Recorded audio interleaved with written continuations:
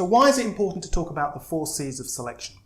Whenever I'm sitting down with a client and designing a selection process for a new candidate or for a team, we go through a number of steps to make sure that we hit all of the right competencies, skills, and attributes we need in any candidate. And I use the 4 C's to keep a memory of those, and just to keep that clear in everybody's mind that we need to test each of those criteria at every stage of the selection process. And that includes the resume and the screening, any testing that we need to do, and of course the interview itself. So the first C is for commercials or contracts.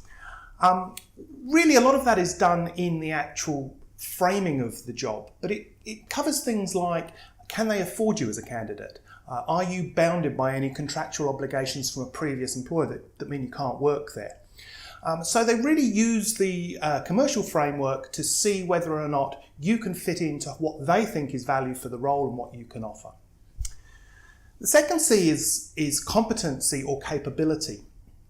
And competency and capability are all attributes around, can you actually do the job, what's your level of performance, and can you take on new skills, or have you demonstrated the ability to take on new skills at other times, which can then expand your value in the role as you move forward.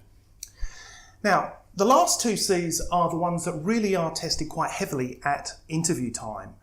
And those are, first up, culture. And what do I mean by culture? Well, do you fit in here? And it's really hard to actually ascertain that from a piece of paper or a CV. You really have to get in front of a candidate, talk to them, just see them how they describe their approach to different situations. And it's why a lot of behavioural questions are asked during interview, to try and see whether or not a candidate thinks like you do, or thinks like the people in your organisation do, and how well they'd fit. So making sure that the culture is right is very important, and this really does help us prepare for interview if we understand what that organisation's culture is like and how we might fit into that, enhance it and build on it.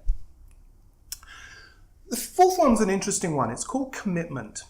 And commitment really is where I think candidates have the opportunity to inject passion into an interview. And by passion, I mean just showing that they really want that job, not just any job or with any employer, but they haven't just circled an advert in a newspaper or come across something online that says, yeah, that's a job and I could do that. It's really about, have they put some thought into the process? Have they researched the role? Have they researched the company? Do they know and understand the sector? Why do they really want that job now? And it's a very powerful thing. If you can convey that at interview, which is your passion is greater than some of the other candidates, it puts you in a really strong position. So those 4 C's are, as I say, continually tested throughout the selection process, but it's very helpful for us as we're building and preparing for interview to understand what the employer might be looking for, what the person sitting on the other side of the desk is likely to be looking for in a candidate in each of those categories. So as I move through the 5 steps of the interview mastery process, what I'm going to do is I'm going to make sure that I talk and mention those 4 C's and make sure that when we're preparing for the actual interview itself, that we hit every note and every criteria that an employer is likely to look for. Join me in the next module.